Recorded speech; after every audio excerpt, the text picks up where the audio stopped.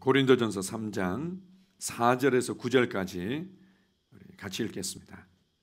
어떤 이는 말하되 나는 바울에게라 하고 다른 이는 나는 아볼로에게라 하니 너희가 육의 사람이 아니리요.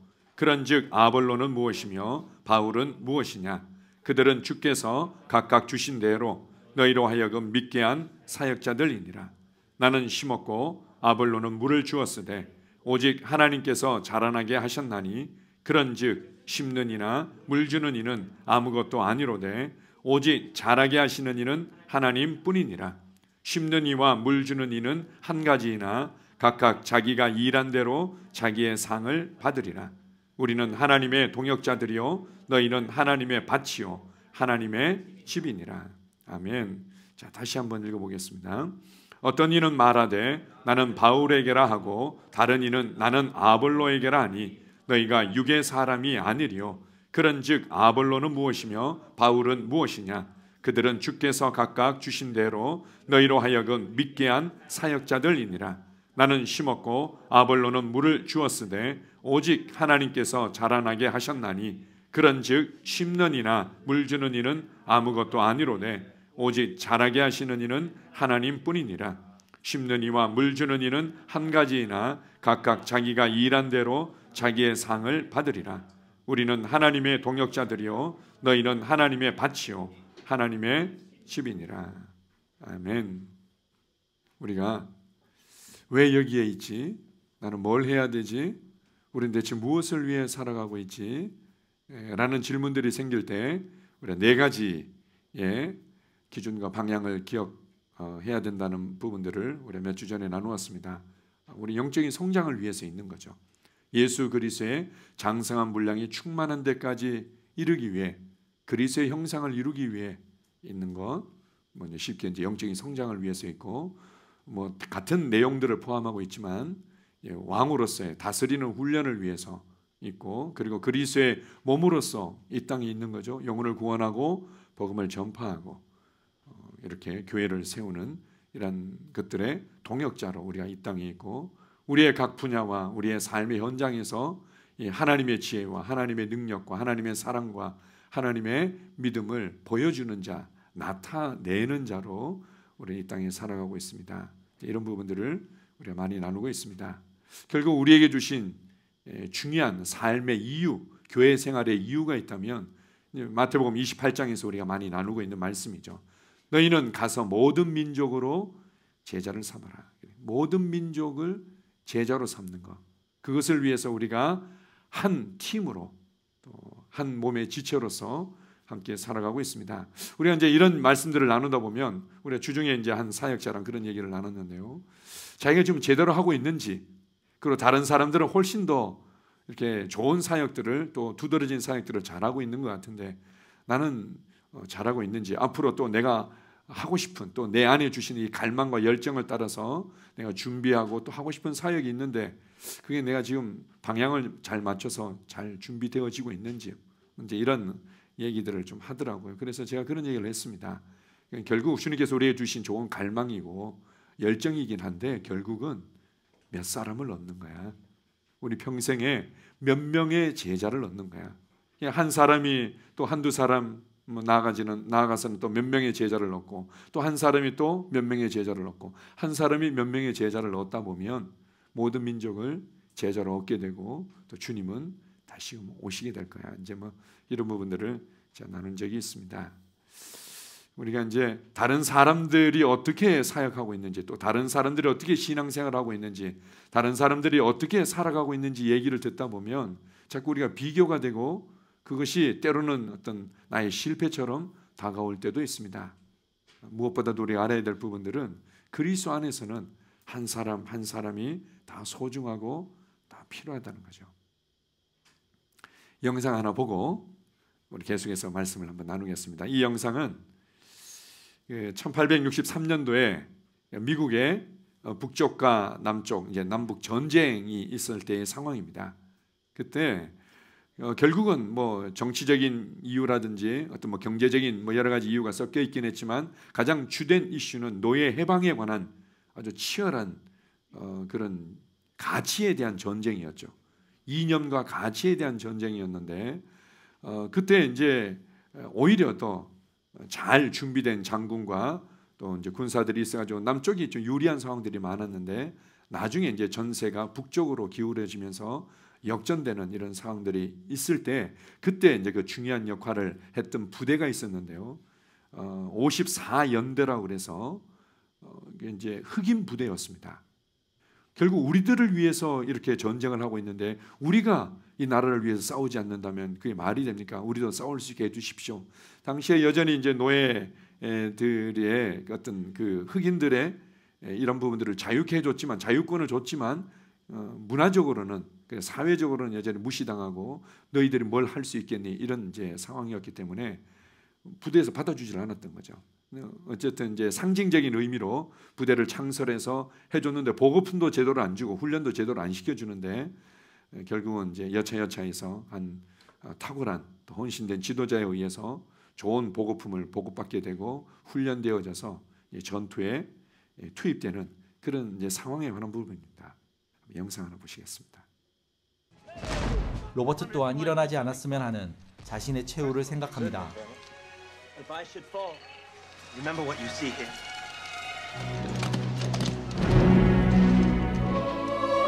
If this man should fall, who will lift the flag and carry on?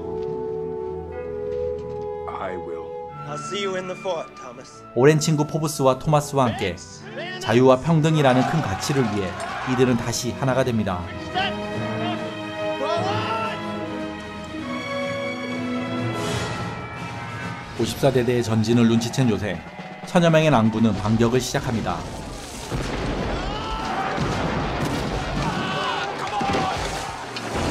좁은 진입로를 향해 올라가는 부대원들은 적의 포격에 그대로 노출됩니다.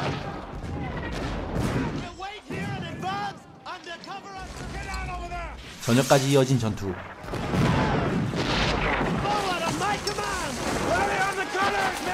전체 돌격을 시도합니다. 다시 엄청난 희생을 치르며 요새 앞까지 다가가는 데 성공합니다.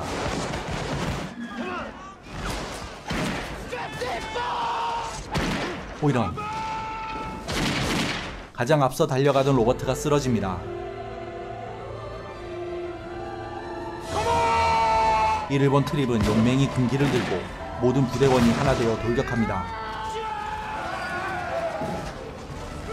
이제는 어떠한 가치보다 생존을 위해 낭군과 북군은 뒤섞여 싸움을 이어갑니다. 요새의 한 축을 무너뜨리고 전진.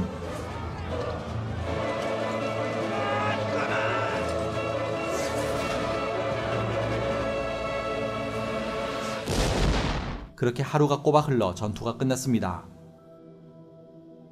여전히 요새는 낭군의 깃발이 휘날리고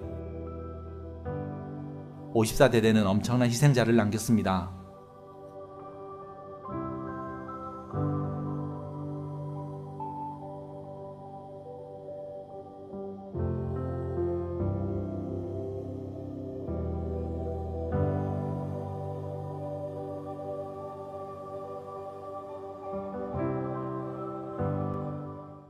큰 이제 전쟁이 있고 이 전쟁의 어떤 판도를 또 이제 바꿀 수 있는 부분적인 어떤 전투들이 있는 거죠.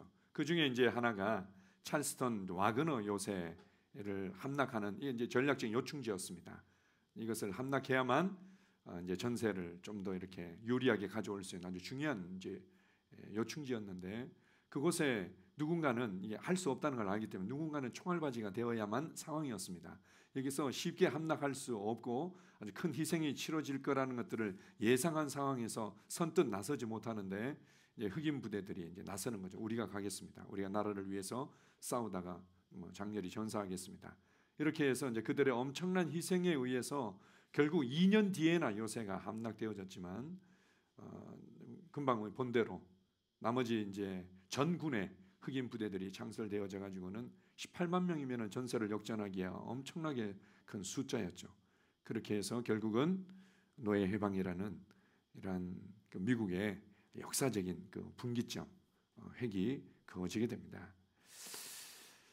이제 큰 어떤 그림으로 우리가 보지 못한다면 한마디로 어떤 사람은 너무 이렇게 그냥 총알바지로 헛된 어떤 죽음을 당하는 것 같지만 그들의 희생이 있기에 또 이제 큰 어떤 전쟁의 흐름이 바꿔지는 것처럼 때로는 한 사람 한 사람의 어떤 역할들이 아무런 티도 나지 않고 아무런 의미도 없는 것 같고 괜히 내가 뭐 쉽게 또 잊혀지는 것 같고 우리는 우리의 삶에 대해서 스스로 역할에 대해서 작게 여길 수도 있습니다. 그런데 중요한 것은 그리스도 안에서는 결코 헛된 삶이란 없다. 그리스도 안에서 모든 사람 한 사람이 다 소중하고 한 사람이 필요한 것을 잘 말씀하고 있습니다. 우리 사무엘상 30장 24절에서 25절을 같이 한번 읽어보겠습니다. 이 일에 누가 너희에게 듣겠느냐? 전장에 내려갔던 자의 분깃이나 소유물 곁에 머물렀던 자의 분깃이 동일할지니 같이 분배할 것이니라 하고 그날부터 다윗이 이것으로 이스라엘의 율례와 규례를 삼았더니 오늘까지 이르니라. 자, 이 내용이 어떤 내용인가 하면요, 다윗이 이스라엘의 왕으로 기름 부음 받았고 그가 왕이 될 거라는 걸 알았습니다. 그런데 그가 생각하는 그림대로 그가 생각하는 속도대로 되어지지 않았던 거죠. 오히려 자신을 아껴줘야 될 장인이 시기하고 질투해서 자기를 죽이려고 했습니다. 그리고 도망다니기 시작하는 거죠. 하도 지겹도록 도망다니다가 이제는 마음 가운데 그런 마음이 들었습니다. 내가 이제 이렇게 이스라엘 땅에서 도망다니다가는 언젠가는 죽겠구나. 안 되겠다 해서 이제 블레셋 지경으로 이제 가게 되죠. 블레셋은 당시에 뭐 우리가 이해할 수 있는 표현대로 하면은 방백들, 영주들 중심으로 된 어떤 연합 나라라고 할 수 있는데요. 그 중에 이제 한 방백, 한 영주한테 간 거죠. 갔더니 이렇게 위대한 장군이 이스라엘에서 미움을 받아 자기 밑으로 들어왔다고 그러니까 굉장히 기뻐했죠. 다윗도 이제 눈치껏 처세술을 발휘하면서 아부도 하고 눈치껏 이렇게 뭐 열심히 이렇게 위하는 척 이렇게 하면서 살아남았습니다. 시글락성을 줘서 시글락성에서 이제 잘 지내고 있었는데 이스라엘과 블레셋에 이제 전쟁이 붙었습니다. 전쟁이 붙어가지고는 이제 그 영주들 방백들이 이제 연합군으로 모여가지고는 딱 보니까 다윗이 따라왔거든. 말도 안 되는 이제 장면인 거죠. 그래서 다른 영주들이 막 화를 내 가지고는 다윗을 이제 보내게 됩니다. 그렇게 해서 3일 만에 자기네들이 살던 성 시글락으로 와다 보니까 이 시글락 성이 완전히 불타 있고 자신의 아내들과 자녀들과 재산들이 다 이 아말렉 족속이라는 자들에 의해서, 원래 얘네들은 노력하면서 살아가던 도적 족속들인데요. 얘네들이 이제 다 탈취해 간 겁니다. 그렇게 다윗을 존경했고 신뢰했고 동고동락했던 그 다윗의 용사들이 이제는 더 이상 소망이 없다. 도망다니는 것도 지겨웠는데 여기서 우리가 모든 것을 잃었구나라면서 다윗을 죽이고자 합니다. 다윗에게 있어서 인생이 아주 절대절명의 위기였죠. 그때 성경은 이렇게 말합니다. 그가 하나님으로 인하여 스스로 힘을 얻었더라. 굉장히 중요한 표현인데요. 그가 하나님으로 인하여 스스로 힘을 얻었더라. 그리고는 하나님께 묻습니다. 하나님, 우리가 아말렉 이 사람들을 쫓아가리까? 쫓아가면 만날 수 있겠습니까? 우리가 공격하리까? 이렇게 해서 하나님께 묻고 확신을 얻고는 따라가게 됩니다. 3일씩이나 지났기 때문에 얘네들이 어디로 갔을지 모르는 거죠. 근데 하나님의 아주 초자연적인 은혜에 의해서 중간에 아말렉 족속들이 버리고 간 이집트 종을 하나 만나서 이제 선대했더니 그가 어떤 길로 갔을 거라 내가 인도하겠다고 이렇게 돼서 아말렉 족속을 그냥 쳐서 그동안 이제 빼앗겼던 시글락 성만 노력했던 것이 아니라 이제 여러 군데 성을 노력했다 보니까 뭐 재산이라든지 뭐 사람이라든지 엄청나게 많았던 거죠. 그건 이제 다 되찾아서 옵니다. 그런데 이렇게 이제 치러 가는 동안에 3일 동안의 거리를 좁혀야 되니까 얼마나 다급하게 쫓아갔겠습니까? 그 중에 200명이 너무 지쳐가지고 따라갈 수가 없는 겁니다. 그래서 도저히 안 되겠습니다. 죄송합니다. 어떻게 하면 좋을까요? 다윗이 200명을 그러면 너희가 우리가 가지고 있는 이 짐과 이런 어떤 부분들 다 지키도록 남아 있어라. 우리가 이제 치고 올게. 이러면서 600명 중에서 400명만 데리고 가서 모든 것을 다 탈취해 옵니다. 너무 감사하죠. 자기네 시글락성에 있었던 재산뿐만 아니라 노략물이 이제 넘쳐났던 거죠. 돌아오는데 이제 200명 남아있던 200명이 너무 감사해하면서 환영을 합니다. 너무 수고 많았다고. 그랬더니 그 중에 아주 이 태도가 불량한 몇몇 사람들이 쟤네들은 주지 말라고, 아무것도 주지 말라고, 우리가 가서 지금 현장에서 피 튀기게 전쟁에서 노력해 온 물건들 그냥 얘네들은 자녀들과 가족들만 데려가도록 하고 노략물을 받아갈 자격이 없다고, 이런 부분에 대해서 다윗이 말하는 겁니다. 누가 너희 말을 곧이곧대로 들을 사람이 있겠느냐? 전쟁에 내려갔던 자의 분깃이나 소유물 곁에 머물렀던 자의 분깃이 동일할지니 같이 분배해야 된다. 전쟁터에서 얻었던 이 많은 노략물들 다 같이 나눠야만 된다 하고는 이것이 이스라엘의 율례와 규례가 된 것입니다. 때로는 기도하는 사람이, 때로는 셀에서 아무것도 안 하는 것처럼 보이지만 함께 연결고리로서 그 자리를 지키고 있다는 것만으로도 그가 누리는 모든 공급과 충만한 은혜들이 있습니다. 때로 어떤 사람들은 정말 그 삶의 현장에서 치열하게 복음을 나누고 영혼을 얻어오는 사람들도 있지만, 또 때로는 뒤에서 기도하는 사람도 있고, 때로는 단지 그냥 셀 모임에 참여해서 은혜 나누고 함께 셀 모임에서 같이 교제하는 것만으로 즐거워하는 사람도 있습니다. 그러나 다 동일하게 필요한 지체들이고 소중하다는 거죠. 고린도전서 12장 18절에서 20절을 같이 읽습니다. 그러나 이제 하나님이 그 원하시는 대로 지체를 각각 몸에 두셨으니 만일 다 한 지체뿐이면 몸은 어디냐? 이제 지체는 많으나 몸은 하나라. 하나님께서 그 원하시는 대로 그리스도의 몸에 지체로 우리를 두셨다. 우리가 예수님을 구원자와 주님으로 믿는 순간 성령님께서 우리를 그리스도의 몸 안으로 침례를 줬다고 얘기하죠.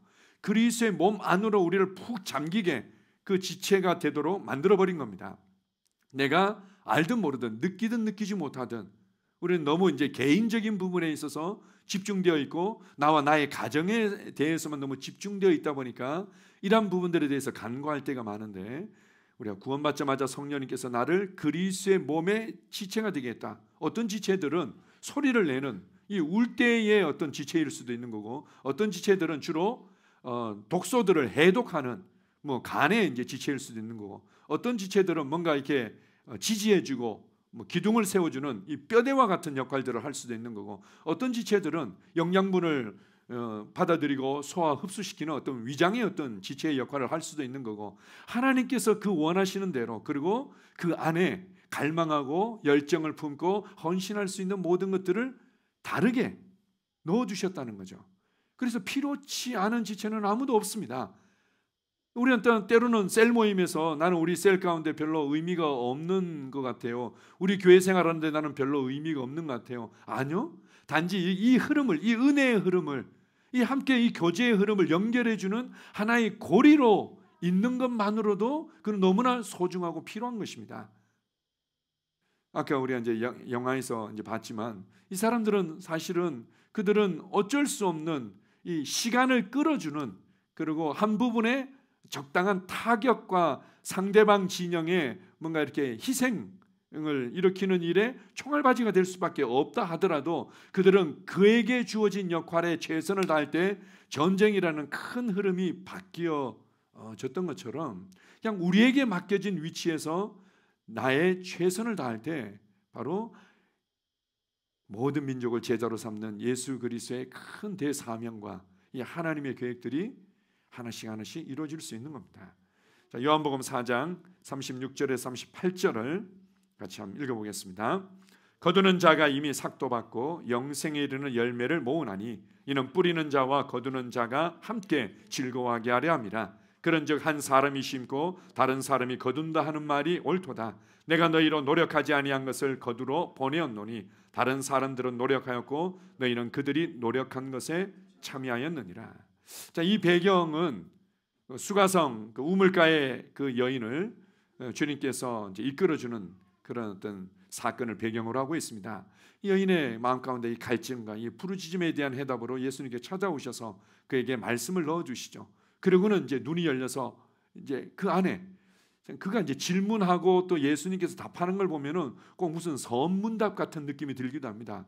왜 이 여인은 이런 질문을 했을까? 예수님은 왜 이런 질문을 하고 이렇게 답하셨을까? 우리가 이제 처음에 이게 성경 말씀을 읽으면은 잘 이해가 안 되는 측면들이 있지만 어쨌든 예수 그리스도가 구원자이시고 그분이 찾아오셨고 그분이 예배에 대해서 뭔가 중요한 말씀을 넣어줬더니 이 여인의 삶에 있었던 모든 실타래들이 확 풀어진 겁니다. 그러면서 그냥 흥분하게 되는 거죠. 동네 사람들에게 가서 와 보십시오, 와 보십시오. 나의 삶을 다 얘기해 본 분이 계신데 그분이 그리스도가 아닐까요? 와 보십시오. 이렇게 하는 동안에 이제 제자들에게 하신 예수님의 말씀이었습니다. 거두는 자가 이미 삭도받고 영생에 이르는 열매를 모으나니 이는 뿌리는 자와 거두는 자가 함께 즐거워하게 합니다. 주 안에서 뿌리는 자가 있고 물 주는 자가 있고 거두는 자가 있고, 사실은 그렇게 해서 사마리아의 동네 사람들을 얻었지만 이 말씀을 배경으로 볼 때 이미 사마리아 여인 이전에 그들을 위해서 기도했고 그들에게 복음이 들어갈 수 있는 많은 분위기와 준비들이 있었던 것을 알 수 있습니다.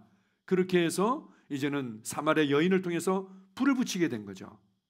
그 이후에 그렇게 예수님께서 죽고 부활하시고 그리고 예루살렘을 중심으로 이 복음이 능력 있게 확산되어 가는 것 같았는데, 그때 예루살렘 교회에 아주 큰 핍박이 있게 되고 그런 빌립 집사가 사마리아 성으로 가게 됩니다. 사마리아 지역으로 가서 그곳에서 복음을 전할 때 어마어마한 부흥이 일어나게 되죠. 사마리아 교회가 어떻게 세워졌나 하면 바로 이렇게 사마리아 그 우물가의 여인 이전에 그 누군가 씨를 뿌렸고 그 누군가 눈물로 기도했던 사람들이 있었고, 사마리아 여인을 통해서 예수님께서 직접 그들과 대면하면서 복음을 나누는 사건들이 있었고, 그 이후에 빌립 집사를 통해서 아주 큰 부흥이 일어나게 됩니다. 그리고 또한 거기에 베드로와 요한이 와서 성령 받도록 기도할 때 그들이 성령의 충만함을 받게 되고 이제는 성령으로 말미암아 살아가는 삶을 경험하면서 이제는 교회가 아주 든든하게 견고하게 세워지게 되죠. 한 교회가 세워지는 부분에 있어서 그들에게 각자 주어진 역할들이 있었다는 겁니다. 우리는 다 빌립 집사와 같기를 원하는 거죠. 베드로와 요한과 같기를 원하는, 베드로와 요한이 그냥 기도했더니 그냥 성령님께서 충만히 임하시고 그들이 방언도 하고 예언도 하고 막 이런 어떤 드러난 현상이 있기를 원하고, 그런 빌립 집사처럼 그냥 치유의 역사들이 강력하게 일어나서 온 성에 막 부흥이 일어나기를 원하고, 우리는 그런 사람들만 기억하는 부분들이 있지만 이미 그 이전에 각자의 위치에서 각자의 은혜를 따라 각자 헌신된 사람들이 있었기에 사마리아 교회가 세워졌고 견고하게 성장했던 것입니다. 로마 교회에 대해서는 아주 특별한 사도 바울의 갈망이 있었습니다. 로마에 복음을 전하고 싶어하는 사도 바울의 어떤 갈망과 열정이 있었는데, 내가 할 수만 있다면 로마에도 복음을 전하고 싶다. 근데 바울이 이제는 복음을 전하는 것 때문에 체포되어져서 가이사 로마 황제에게 재판을 받기 위해서 이제 로마로 가게 되죠. 로마로 갔더니 이미 그곳에 교회가 있었습니다. 사도 바울은 그렇게 로마에 복음을 전해서 그곳에 교회가 세워지기를 원했는데, 사도 바울이 압송되어져서 로마에 딱 도착했더니 이미 그곳에 형제들이 있었던 거죠. 이미 그곳에 교회가 있었습니다. 그리고 이후에 이들을 돕기 위해서 로마서라는 이런 아주 유명한 이 서신을 보내게 되죠. 그런데 이 서신서에 보게 되면 로마 교회가 어떻게 세워졌는지, 그리고 그 가운데 어떤 사람들의 헌신이 있었는지가 로마서 16장에 잘 나오고 있습니다. 어떤 사람들 보면요, 그 중에는 정말 이렇게 재정적으로 아주 적극적으로 헌신했던 사람도 있습니다. 그리고 또 어떤 그 언급된 이름을 보게 되면은 성도들을 음식으로 잘 공급하고 섬겼던 분도 있습니다. 또 어떤 사람들은 또 성도로서 여자 리더로서 또 가정과 여자 성도들을 아주 지혜롭게 잘 이끌어주고 도왔던 또 그런 어떤 성도의 이름이 언급되기도 합니다. 이렇게 많은 사람들의 수고와 그 누군가 때로는 이름도 알 수 없는 헌신을 통해서 세워지고 그렇게 확정됐던 거죠. 자, 에베소서 4장 12절을 같이 읽습니다.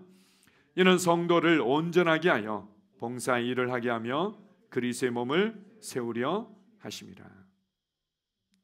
자, 그리스도께서 이제는 부활하시고 승천하시면서 교회 가운데 선물을 주셨다, 이렇게 말씀하십니다. 에베소 4장에 보게 되면 그 교회에 주신 선물이 무엇인가 하면 말씀의 사역자들이죠. 말씀의 사역자들을 주셔서 말씀의 사역자들이 그들에게 말씀을 넣어줌으로 말미암아 성도를 온전케 하고 온전케 하는 거죠. 그가 예수 그리스도의 성품과 예수 그리스도의 권세와 또 예수 그리스도의 어떤 그런 열매들을 맺도록 이끌어주고, 그리고는 온전케 되어지고 났다면 사역의 일을 하게 되고, 이 모든 것들을 통해서 그리스도의 몸이 세워지는 것입니다. 자, 보십시오. 이 세 가지 강조점이 있는데, 교회 가운데 하나님께서 선물로 주신 이 선물이 바로 말씀의 사역자들이고, 말씀이 성도들의 심령 가운데 들어갈 때 세 가지의 열매들이 맺히게 되는 거죠. 첫 번째는 바로 온전케 되어지는 부분들이 있고, 생각과 말과 행실과 삶에서 온전해지는 거죠. 예수님을 더 많이 닮고 나타내게 되는 거죠. 그리고 나서는 사역의 일을 하게 된다, 이렇게 말합니다. 사역자가 있는 이유는 사역자와 같은 성도를 만들기 위해서 있는 거죠. 이 많은 사람들은 성도들이 뭔가 은혜 받는 것으로도 충분하게 여길 수 있겠지만, 더 중요한 목표는 성도들이 삶의 현장에서 실제로 복음을 나누고 제자를 만들고 셀을 세워가는 사역의 일을 하도록 이끌어주는 것입니다. 이렇게 해서 우리가 서로 연락하고 상합하고 협력함으로 말미암아 그리스도의 몸이 세워진다는 거죠. 우리가 각자 맡겨진 위치에서 섬기고 헌신하게 될 때 궁극적으로는 그리스도의 몸이 세워지는 겁니다. 그리스도의 몸이 세워지는 거죠. 그래서 자, 보십시오. 가끔 이제 이런 부분들이 있습니다.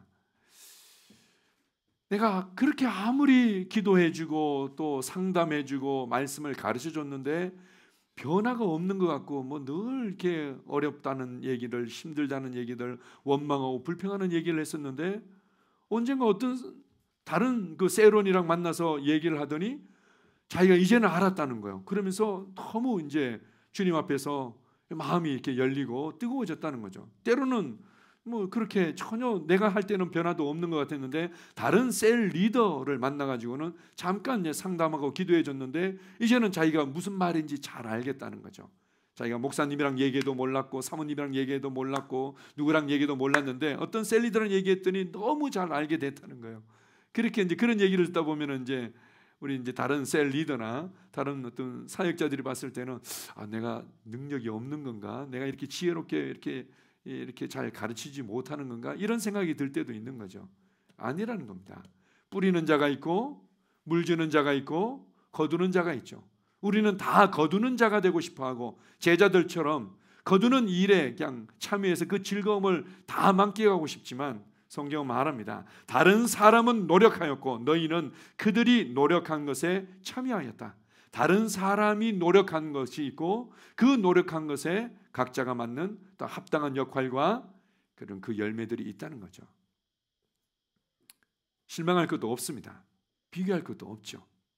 그리고 때때로는 나는 또 그 누군가가 뿌리고 물 준 것에 대해서 거둘 때가 있습니다. 그럴 때는 좀 신나죠. 내가 몇 마디만 했는데도 막 반응을 하는 겁니다. 내가 몇 마디만 조언을 해줬는데도 그냥 생각이 확 바뀌고 심령이 확 바뀌고 삶이 확 바뀐다. 얼마나 놀랍습니까? 어떤 사람들은 전혀 그렇지 않은데, 그러면 그 사람에 대해서는 우리가 조금 소홀하게 되고 마음이 좀 불편해질 때도 있고, 그리고는 막 적극적으로 반응하는 사람에 대해서만 우리가 적극적으로 뭔가 돕고 싶어 할 때가 있죠. 아니다. 뿌릴 때가 있고 물 줄 때가 있고 거둘 때가 있고, 거두는 자로서 쓰임 받을 때가 있고 물 주는 자로서 쓰임 받을 때가 있고, 사실은 특별히 씨를 뿌리고 물 주는 자의 어떤 섬김들은 쉬운 부분들은 아닙니다. 우리가 일명 기경하는 작업이 될 수도 있는 거죠. 돌짝밭을 기경한다고 생각해 보십시오. 돌짝밭에서 이 돌을 걸러내는 작업들이 이 보통 일이 아니죠. 이건 해도 해도 티도 안 나고 해도 해도 그리고는 이것이 과연 얼마만큼 효과가 있을지에 대해서도 답답하기도 하고, 가시떨기 밭을 기경하는 것도 마찬가지입니다. 가시떨기 밭이 이 성경에서는 세상의 어떤 염려들, 재리의 유혹들, 이것 때문에 항상 말씀이 잘하는 듯 하다가 막히고 잘하는 듯 하다가 막히고, 이 가시덤불을 걷어낸다고 생각해 보십시오. 이 보통 일이 아니죠. 손에 가시가 찔리기도 하고 손에 상처가 나고 피가 나기도 하고, 그리고는 언제나 그렇게 하다가 혹시라도 이 자라고 있던 식물이 다칠까 봐 조심스럽기도 하고, 이런 과정들을 거치는 것은 티도 나지도 않습니다. 그냥 수확하고 탈곡하고 그리고는 이제 정미소에서 이렇게 쌀이 쏟아져 나오고, 이것을 볼 때 우리는 기뻐하지만 때로는 이러한 열매들을 거두는 것들이 내 손을 통하지 않고 이루어질 수도 있다는 거죠. 그럴지라도 함께 즐거워할 수 있는 겁니다. 한 사람이 온전해지고 한 사람이 삶의 현장에서 사역의 일을 하고 그리고는 함께 그리스도의 몸이 세워질 수 있다면, 자 보십시오. 우리가 김준호 목사님께서도 마찬가지고 많은 사역자들의 이제 고민이었죠. 왜 그렇게 열심히 성경 공부하고 그렇게 열심히 기도하고 그렇게 열심히 프로그램 참여하고 그렇게 열심히 뭔가를 한 것 같은데 정작 뭔가 삶에 좀 구체적이고 실제적인 문제를 딱 당면하게 되면은 그거 하나 해결하지 못하고는 좌절하고 무너지는지 알고 봤더니 믿음이 무엇인지를 너무 붙잡지 못하는 거고, 그럼 믿는 자가 이 권세를 사용하는 것이 무엇인지 알지 못하고 내 안에 있는 것들이 무엇인지를 알고 그것을 사용하는 것들을 너무 몰랐기 때문에, 그래서 이제 계속해서 이 말씀을 통해서 그리스도 안에서 구원받은 내가 누구인지, 무엇을 받았고 무엇을 할 수 있는지, 이 진리로 말미암아 우리가 이전과 다른 삶을 살 수 있다, 이런 것들을 많이 강조해 왔죠. 그런데 이런 것들을 강조하다 보니까 안타까운 것은 그리스도의 몸이라는 그림을 우리가 놓칠 때가 있다는 거죠. 그래서 항상 내가 얼마나 잘하고 있는지, 나의 가족이 얼마나 잘하고 있는지 여기에만 너무 집중되어 있다는 거죠. 이 아니라 궁극적으로 말씀의 사역자도 마찬가지고 교회도 마찬가지고 우리가 함께 지역교회가 첫 번째로 중요하고, 지역교회 안에서 우리가 함께 협력해서 이렇게 주님께서 교회를 향한 이 부르심을 이루어가지만 궁극적으로는 그리스도의 몸이 세워지는 부분에, 이 시대 가운데 하나님께서 말씀하신 이 한국교회와 전 세계 교회들이 더 많은 영혼들을 얻고 더 많은 제자들이 세워지고 더 강하고 승리하는 교회로 일어나도록 하는 일에 우리가 함께 협력하고 거기에 우리가 해야 될 나의 역할들이 있다는 겁니다. 자, 고린도전서 3장 6절에서 7절을 같이 읽습니다. 자, 시작. 나는 심었고 아볼로는 물을 주었으되 오직 하나님께서 자라나게 하셨나니 그런즉 심는 이나 물 주는 이는 아무것도 아니로되 오직 자라게 하시는 이는 하나님뿐이니라. 나는 심었고 아볼로는 물을 주다. 아볼로는 당시 아주 유명한 성경 교사였습니다. 어떻게 보면은 그 아볼로는 사도 바울의 동역자이자 제자였던 브리스길라와 아굴라를 통해서 이 말씀을 제대로 더 알게 되고 그러면서 눈이 확 열려진 거죠. 그리고는 그가 깨달은 이 복음을 가지고는 특별히 고린도 교회 많은 성도들을 이렇게 세워주고 온전케 하는 일에 귀하게 쓰임받았습니다. 아마 굉장히 논리적이고 말을 잘했던 것 같습니다. 그래서 아볼로가 고린도 교회 성도들에게 복음을 나눠주면 사람들이 귀에 쏙쏙 들어오고 너무 좋아하는 거죠. 너무 좋아하다 보니까 이제는 바울보다 아볼로가 더 좋아, 뭐 이런 상황이 이제 돼버리면서 이 분란이 일어나는 지경까지 갈 만큼 아주 유명했고 영향력이 탁월했습니다. 이 말과 가르침이 아주 이제 탁월했던 성경 교사였죠. 그러나 어떤 모양이든 우리는 물 주는 자고 우리는 심는 자고 그냥 그 정도의 역할을 한 거다. 결국 자라게 하시는 이는 하나님이신 거죠. 한 사람의 변화와 그리고 한 어떤 상황의 돌파들은 결국은 하나님께서 심어두신 그 생명과 본성에 의해서 하나님의 은혜와 하나님의 말씀의 능력에 의해서 되어지는 거죠. 하나님이 그 안에 심어두신 겁니다. 우리는 그 안에 심어둔 그 생명과 본성과 이 말씀들이 나타나도록 발휘되어지도록 하는 일에 약간의 도움과 협력을 하는 것뿐이죠. 우리가 그런 그림들을 가질 필요가 있습니다. 내가 뭔가를 했더니 뭔가 반응이 있어요, 없어요? 내가 했더니 놀랍게 변화됐어요. 이건 별로 의미가 없는 거죠. 그것 때문에 내가 좋아할 이유도, 그것 때문에 내가 실망할 이유도 결코 없다. 오직 자라게 하시는 이는 하나님이시다. 오직 자라게 하시는 이는 하나님이시고 오직 영광을 받으실 이는 하나님이신 거죠. 그걸 위해서 우리는 우리에게 주어진 역할들을 하는 겁니다. 하나 더 봅시다. 고린도전서 12장 4절에서 7절입니다. 자, 은사는 여러 가지나 성령은 같고 직분은 여러 가지나 주는 같으며 또 사역은 여러 가지나 모든 것을 모든 사람 가운데서 이루시는 하나님은 같으니 각 사람에게 성령을 나타내심은 유익하게 하려 하십니다. 은사는 여러 가지나 은사라고 얘기하면 가르치는 은사, 예언의 은사, 뭐 치유하는 은사 이렇게만 생각하는데 로마서 14장에 보게 되면은 다양한 성도들이 다양한 은사들을 가지고 교회를 세워가고 있습니다. 긍휼히 여기는 은사, 다른 사람들을 불쌍히 여기며 기도하는 은사도 있고 위로하는 일에 특별히 은사를 받아서 잘하는 사람도 있고 잘 다스리고 잘 가르치고 다양한 은사들이 있는 거죠. 그러나 성령님은 같다는 겁니다. 결국 이 모든 것들을 주시고 이 모든 것들을 발휘하도록 하시는 분은 성령님이시죠. 많은 직분들이 있지만 그것도 여전히 주님으로부터 온 것이고 모든 것을 모든 사람 가운데서 이루시는 분은 하나님이시다.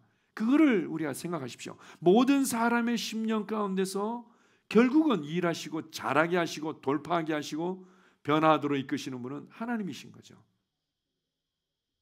그렇다면 기뻐하십시오. 내게 주어진 어떤 역할들이 있다면, 내가 한 성도에게 전할 수 있다면 좋은 것이죠. 내가 한 성도에게 뭔가 말씀을 나눌 수 있다면, 또 성경의 또 구절들을 함께 카톡으로 보내기도 하고 이렇게 해서 나눌 수 있다면 내가 할 수 있는 최선의 역할이 또 하나의 돌멩이처럼 또 이제 디딤돌이 되고 또 하나의 돌멩이처럼 디딤돌이 되고 때로는 내가 그 결과를 보지 못할 수도 있습니다. 우리 이제 선교의 역사를 우리가 이해하다 보면 그런 것들을 너무나 잘 알죠. 어떻게 보면은 정말 비참한 아무런 성과도 없는 죽음을 가진 사람 중에 한 사람은 바로 그 대동강에서 이 쪽복음 몇 개를 가지고는 한국 땅에 건너와서 그냥 붙잡혀서 목배임을 당한 토마스 선교사 같은 분도 있습니다. 진짜 아무런 인생에 남는 것이 없이 뭐한 거지?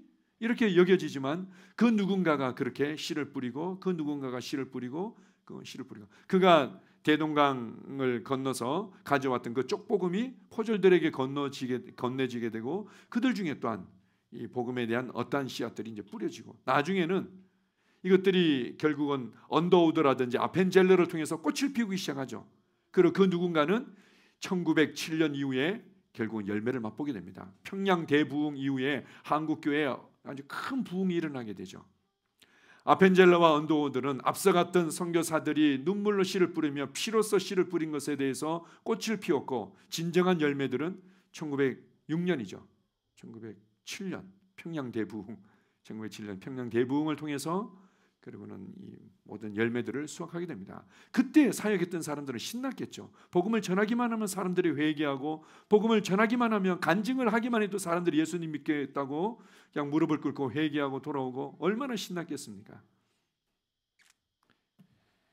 자, 그에 대해서 이렇게 말해줍니다. 오늘 제목이기도 한데요. 고린도전서 3장 8절 9절을 같이 읽습니다. 심는 이와 물 주는 이는 한 가지이나 각각 자기가 일한 대로 자기의 상을 받으리라. 우리는 하나님의 동역자들이요 너희는 하나님의 밭이요 하나님의 집이니라. 심는 이와 물 주는 이는 한 가지이나 각각 자기가 일한 대로 자기의 상을 받을 것이다. 자기가 일한 대로 자기의 상을 받을 것이다. 어떤 경우에는 그렇습니다. 찬양팀이 너무 좋아 보이는데요, 나 어떤 셀리더가 너무 좋아 보이는데요, 나는 이렇게 안내가 너무 좋아 보이는데요. 우리 한 성도 중에 한 분은 자기가 처음에 이제 교회에 왔을 때 우리 그 안내 서시는 우리 찬양교회 얘기입니다. 안내 서시는 집사님께서 이렇게 방문자 카드를 가지고 와가지고는 환영합니다. 이 방문자 카드 좀 적어주시겠어요? 그게 너무 멋있어 보였다는 거예요. 너무 멋있어 보여가지고는 자기도 이런 거 한번 할 수 있다면. 근데 오히려 이제 그분에게 이제 제가 쭉 지켜보니까 찬양을 너무 좋아하고 그리고 찬양에 대한 관심과 열정이 너무 많은 거예요. 그래서 이제 찬양 싱어로서 나중에는 이렇게 이제 헌신하게 됩니다. 이제 뭐 우리가 이제 생각할 수 있는 부분들이 있는데 다 자기에게 맡겨진 중요한 자신의 지금의 역할이 있고 거기에 우리가 최선을 다할 때 자기가 일한 대로 자기의 상을 받는 거죠. 이 모든 것들이 다 하나님의 동역이다. 하나님과의 동역이다. 때로는 우리가 이 동역을 받는 밭의 입장, 집의 입장에 있기도 하고 또 우리가 다른 사람들을 섬기는 그런 입장에 설 수 있는 겁니다. 자, 마지막으로 마태복음 20장입니다. 마태복음 20장 10절에서 16절 말씀을 같이 읽습니다. 먼저 온 자들이 와서 더 받을 줄 알았더니 그들도 한 데나리온씩 받은지라. 받은 후 집주인을 원망하여 이르되 나중 온 이 사람들은 1시간밖에 일하지 아니하였거늘 그들을 종일 수고하며 더위를 견딘 우리와 같게 하였나이다. 이와 같이 나중된 자로서 먼저 되고 먼저 된 자로서 나중되리라. 자, 이 내용은 우리가 많이 들어서 알고 있습니다. 이 품꾼에 관한 예수님의 비유였는데요. 이제 주인이 포도원에 이제 품꾼들을 얻기 위해서 아침 일찍 나갑니다. 6시에 나갔더니 이제 사람들이 있어서 이제 품꾼으로 데려오죠. 그리고는 또 이제 장터에 나가봤더니 9시가 됐는데도 놀고 있는 사람이 있는 거죠. 왜 놀고 있냐고. 일해야지. 그랬더니 우리를 일을 시켜주는 사람이 없어서 그럼 우리 포도원에 와라. 내가 상당량 쳐주겠다. 그러고는 또 오후 3시에 나갔는데도 있는 거죠. 아니 뭐 하고 있는 거야? 우리 써주는 사람이 없어요. 그럼 우리 포도원에 와라. 일해라. 나중에 5시에 갔는데도 있길래 와라. 이 사람은 1시간 일한 거죠. 1시간 뭐 얼마만큼 열심히 일했는지는 모르겠습니다. 그래서 이제 사람들에게 이제 품삯을 계산해 줄 때 5시에 온 사람은 겨우 1시간 일했는데도 한 데나리온을 주는 겁니다. 지금 뭐 한 10만 원이나 뭐 많게는 한 20만 원 준다고 합시다. 그래. 이제 10만 원을 딱 주는 거죠. 너무 감사한 거죠. 나 1시간밖에 일을 안 했는데요. 이렇게 10만 원을 쳐줍니까? 돌봐야 될 식구들이 있지 않는가. 그리고 어차피 당신은 오늘 하루 종일 아무것도 못하지 않았는가. 이거 가지고 가서 가족들이랑 이렇게 잘 쓰라고 이렇게 챙겨주는 겁니다. 그 다음에도 한 데나리온을 주고. 그랬더니 아침 6시부터 와서 일한 사람이 이제는 막 기대를 한 겁니다. 한 20만 원, 못해 한 25만 원 챙겨주시지 않을까? 이제 그런 기대를 했던 거죠. 그런데 똑같이 그냥 10만 원을 주는 겁니다. 화가 난 거죠. 아니 저 사람은 10만 원 받았다면 나는 아침부터 하루 종일 일한 나한테는 최소한 뭐 15만 원, 20만 원, 25만 원 줘야 되는 거 아닙니까? 왜 10만 원 주죠? 그랬더니 이제 주인이 하는 얘기입니다. 내가 뭘 잘못했죠? 당신이랑 10만 원 계약을 하지 않았습니까? 하루 종일 일하게 되면 내가 10만 원 주겠다고 내가 이제 계약을 해서 당신은 열심히 일했고 난 그에 대한 합당한 대가를 지불했는데요. 다른 사람에 대해서는 내가 이 사람이 정말 또 이렇게 섬겨야 되고 또 이끌어가야 될 가정이 있고 또 그런 필요들이 있기 때문에 그에 대해서 내가 호의를 베풀고 은혜를 베푼 것에 대해서 당신이 화를 낼 이유가 뭐가 있죠?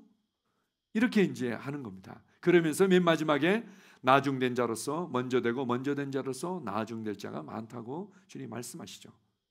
결국은 바로 우리의 태도와 중심이 바른 관점과 바른 태도가 우리가 얼마만큼 성장할지를 보여주는 비유의 말씀이었습니다.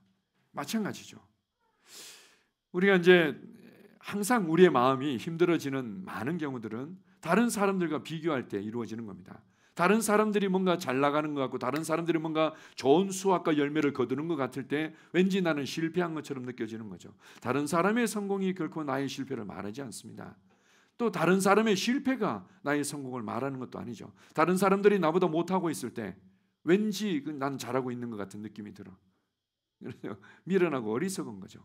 다른 사람들이 잘하는 건 잘하는 거고 못하는 건 못하는 거고 내가 주님 앞에서 잘하는 건 잘하는 거고 못하는 건 못하는 거죠. 우리가 비교할 부분들이 있다면 나의 과거와만 비교하는 겁니다.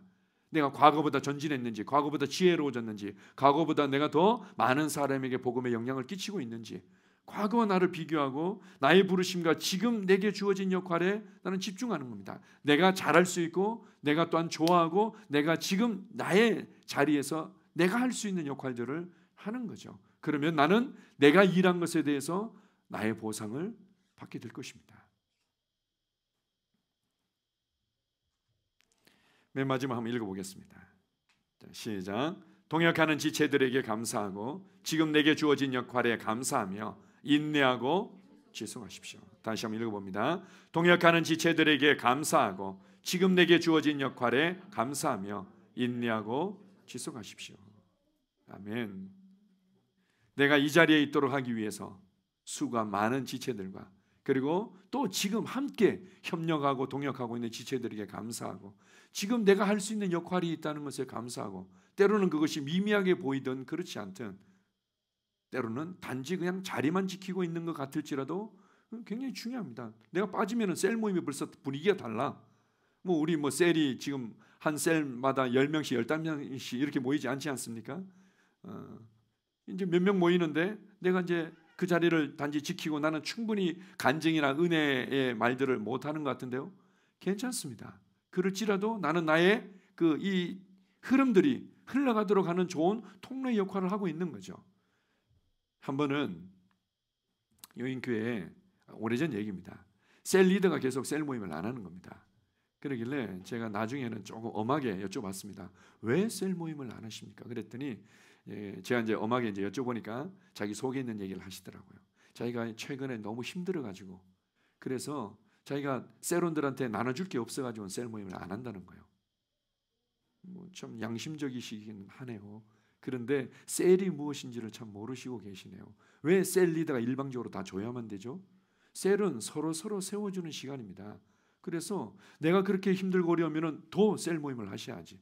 더 셀 가운데 가셔서 셀원들 안에서 말씀하시는 그 주님의 은혜들을 공급 받으셔야죠. 제가 이제 그런 권면들을 드린 적이 있습니다. 셀 리더만 일방적으로 줘야 되고 셀원들을 일방적으로 받는 게 아니죠. 셀원들이 함께 하는 것만으로, 내가 함께 하는 것만으로도 우리는 함께 연결되고 서로 은혜의 교제가 이루어지는 겁니다. 내게 주어진 역할에 감사하고 통역자들에게 감사하고 인내하고 지속하십시오.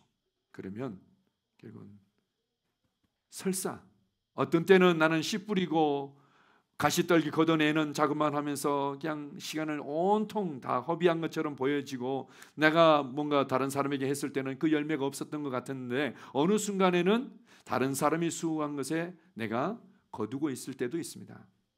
다른 사람들이 그렇게 기도했고 찾아갔고 그리고 또 상담했고 섬겨줬고 그런 것을 나는 몇 마디 했는데 이제는 알겠다고 그러면서 그냥 확 변화되는 거죠. 그 추수와 그 열매에 내가 쓰임 받을 때도 있습니다.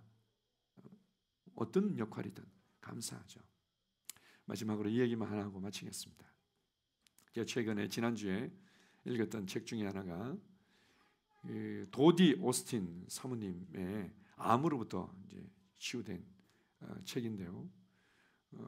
우리 이제 성도님, 우리 송원면 성도님께서 이렇게 수술이 아주 잘 이루어지셨다고. 그래서 의사들도 수술이 너무 잘 됐다고 그러고 그렇게 해서 지금 회복을 아주 잘하고 계십니다. 잘하고 계신데 그분한테 제가 너무 아쉽더라고요.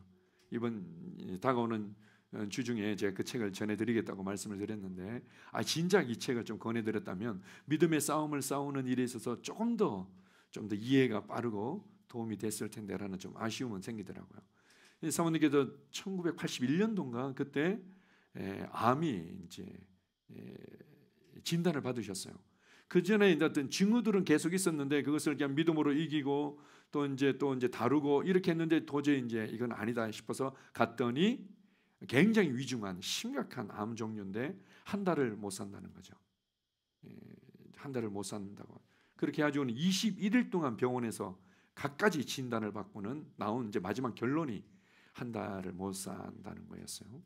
그러길래 이제 뭐 어차피 뭐 이렇게 하든 저렇게 하든 한 달 이상을 살기 어렵다고 더 이상 손 쓸 게 없다고 그러니까 나오셔서 그때부터 이제 믿음의 싸움을 시작하셨는데요. 그분이 말씀을 붙들고 싸움을 싸울 때 이번 정말 리얼한 믿음의 싸움 가운데 있을 수 있는 많은 공격과 그런 그 싸움의 과정들이 너무 잘 나와 있어요. 그가 어떻게 이 싸움을 통과했는지, 어떻게 이 생각의 공격이 있었는지, 원수마에게 어떻게 자신의 심령을 무너뜨렸는지, 그리고 그것을 어떻게 이겨나갔는지 이런 과정들이 아주 잘 나와 있습니다. 혹시 이제 우리 질병과 믿음의 싸움을 하고 있는 분들이 있다면 그 책 도디 오스틴 사모님 그분이 누구신가 하면 존 오스틴 목사님이라고 레이크 우드 그 교회에 이제 목회를 하셨었고 그분이 이제 T.L. 오스모 목사님이나 케네스 목사님의 친구분 목사님이셨고 아주 사역을 아주 잘 하셨죠. 그리고 이제 그분의 아들 중에 한 분이 레이크 우드 교회를 이제 맡고 있죠. 조엘 오스틴 목사님입니다. 긍정의 힘이라고 많이 알려진 분, 조엘 오스틴 이제 목사님이 그분의 이제 아들이죠. 그런데 이 도디 사모님이 그때 1981년도로 하는데 그때 그렇게 그 믿음의 싸움을 통과하고 나서 완전히 이제 치유받고 나서 지금까지도 지금 살아 계십니다. 지금까지도 질병으로 투병하는 사람들이 와서 기도받기를 원하면은 지금도 찾아오면은 기도해 주시고 상담해 주시고 가르치시는 사역들을 지금도 거의 한 90 가까이가 될 겁니다. 85세가 이제 넘어가셔서 거의 90 가까이 돼 가는데도 그렇게 건강하게 사역을 잘 하고 계십니다. 그분의 책을 읽으면서 제가 느낀 게 그런 거예요. 인내하고 지속하는 것이 가장 강력하구나. 믿음의 싸움을 싸우는 데 있어서 항상 이것이 되냐 안 되냐, 오늘은 좋았느냐 나빴느냐, 그에 대해서 우리는 너무 쉽게 집중하는데 그게 아니라 인내하면서 지속하는 거예요. 인내하면서 지속하는 거죠. 매일 인내하면서 지속하고, 매일 인내하면서 그 치유의 고백을, 그 믿음의 고백을 그냥 지속한 겁니다. 매일 믿음의 싸움을 싸우고, 매일 그 자리에 서서 매일 인내하고 매일 지속했었는데, 결국은 2년 뒤에, 병원에 가지도 않았는데 2년 뒤에 이제 다른 어떤 그 때문에 이제 전체적으로 한번 진찰을 받을 기회가 있었는데, 깨끗하다고 확실한 이제 진찰을 받고는 건강하게 사역하고 있습니다. 마찬가지입니다. 우리 함께하는 지체들에게 감사하고, 내게 주어진 역할에 감사할 뿐만 아니라 그냥 인내하면서 지속할 때, 우리는 때로는 씨 뿌리는 일에, 때로는 거두는 일에, 때로는 물 주는 일에, 때로는 아름다운 열매들을 맛보면서 기뻐하는 일에 우리는 참여하게 되고, 내가 일한 대로 나의 상을 받게 될 것입니다. 기도하겠습니다. 아버지 하나님, 감사합니다. 주님 안에서 한 성도 한 성도 모두가 소중하고 필요합니다. 그렇게 우리를 연결해 주셨고, 그렇게 그리스도의 몸 안에서 기능하며 성장하게 하셨음을 감사합니다. 아버지 하나님, 때로는 나는 거두는 자의 위치에 있지 않은 것 같고, 나의 말이 효과가 없는 것 같고, 나의 상담과 가르침이 효과가 없는 것처럼 보일지라도 주님, 결코 효과가 없는 것이 아닙니다. 오직 잘하게 하시는 이는 하나님이시고, 나는 내가 할 수 있는 역할을 합니다. 때로는 기도하고, 때로는 문자를 보내고, 때로는 상담하고, 때로는 함께 울어주기도 하고, 때로는 위로해주고, 때로는 시간을 함께 보내면서 내가 할 수 있는 역할을 하고, 때로는 내가 말씀을 가르칠 수 있는 역할을 하고, 그러다 어느 순간 돌파가 일어나고, 어느 순간 꽃이 피고, 어느 순간 열매가 맺고, 어느 순간 그 사람의 가정이 변화되는 것들을 우리는 함께 즐거워하며 기뻐하게 될 것입니다. 다른 사람들이 수고하고 노력한 것에 대한 그 기쁨들을 함께 참여하도록 우리를 이끄실 때도 있고, 주님, 이것이 교회 생활이고 이것이 가정이며 이것이 또 우리의 삶임을 고백합니다. 아버지 하나님, 그렇습니다. 주님 앞에서 내가 일한 대로 나는 나의 상을 받을 것입니다. 내가 바른 태도를 가지고 바른 관점에서 나는 내게 주어진 일들을 지속하며 인내하며 계속할 것입니다. 그리고 그 어떤 시점, 그 지점에서 함께 열매를 기뻐하며 우리는 주님을 맞이하게 될 것입니다. 주님 은혜를 감사합니다. 우리를 한 지체로 불러주신 주께 감사를 드립니다. 예수님 이름으로 기도합니다. 아멘.